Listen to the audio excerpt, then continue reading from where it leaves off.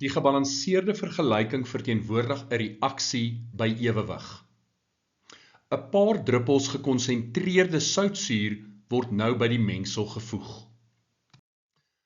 As ons soutsuur byvoeg, sal die soutsuur, wat 'n sterk suur is, volledig ioniseer.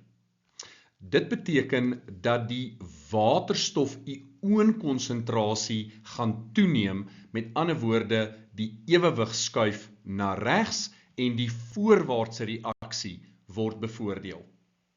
Ons moet nou 3 stellings beoordeel rakende hierdie reaksie. Stelling 1.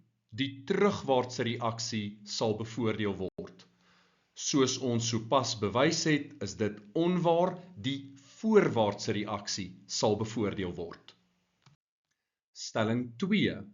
Die konsentrasie van dikromaat-ione neem toe. Hierdie stelling is waar, die voorwaartse reaksie word bevoordeel, so daar gaan meer dikromaat-ione vorm. Stelling 3. Die kleur van die oplossing verander van geel na oranje.